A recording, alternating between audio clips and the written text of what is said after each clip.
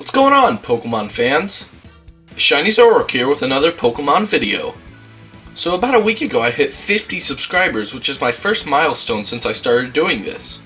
To commemorate that, we're going to do a different kind of video. Today, we'll be talking about some oversights in Pokemon games that you might not have known about. A lot of these are minimal oversights that don't really affect the game that much, but some of them are kind of funny. You might know about some of these, but if you learn one new thing from watching this video, then I've done my job. Anyways guys, let's get into the video. The Statue Fishing Oversight. In Pokemon Red and Blue, the player can use Surf or a fishing rod when facing the right or left of a gym statue. The old rod continues to pull up Magikarp as it ignores location, but the Super Rod, and the Good Rod in yellow, will bring up looks like there's nothing here, everywhere other than the Cerulean Gym, which has wild Pokemon normally. This is probably because the developers didn't check on the statue's tile behavior on its interaction.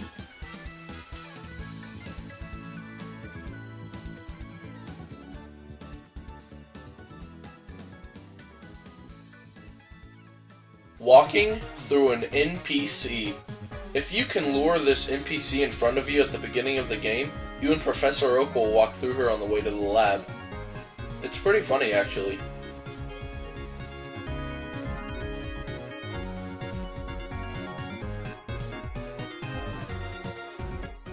The Dewford Town Gym Statue Oversight.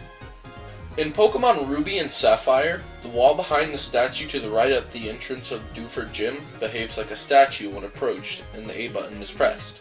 After Brawly is defeated, it will list the player as a certified trainer. The Land Surfing Bug.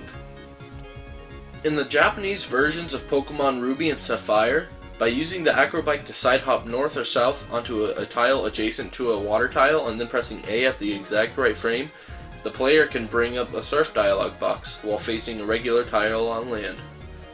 Answering yes will cause the player to surf onto that tile.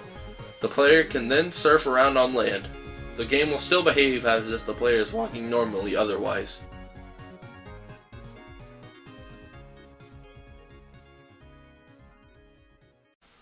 The Ace Trainer Diana Oversight. In the Japanese versions of Diamond and Pearl, it is possible to become engaged in a non-stop consecutive battle with Ace Trainer Diana on Route 225 until the player blacks out. It's pretty funny because you're just locked in and she keeps challenging you.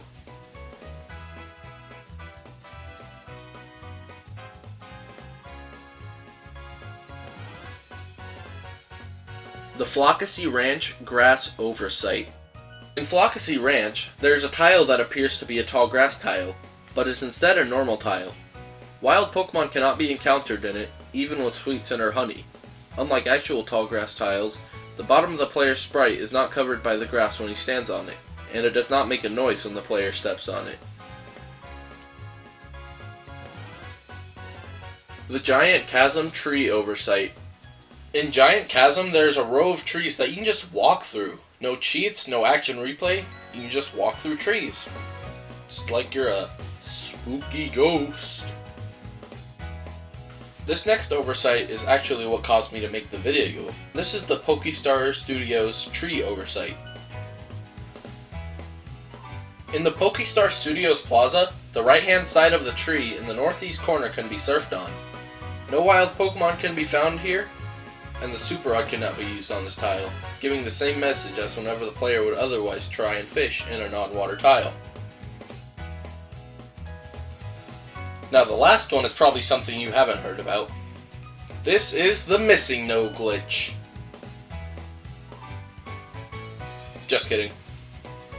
This is the full box glitch.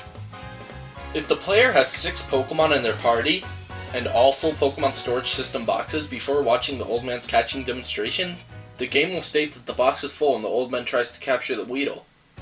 The game will try to use the Pokeball again infinitely afterwards, and every attempt results in this message causing an infinite loop. This forces the player to either reset the game or turn off the power. This is an exclusive glitch to the Japanese version of the game, and was patched in later versions. Alrighty guys, that's all for this video.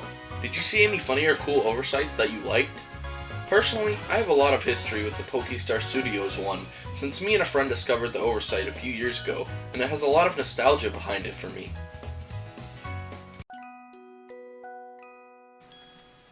I'd just like to say a quick thank you for 50 subscribers.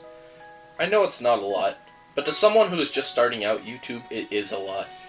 And I've only been doing YouTube for 3 weeks now, and so the fact that 50 people subscribed in that short amount of time means a whole lot. Thank you so much, guys. I'll see you in the next one. Catch you later.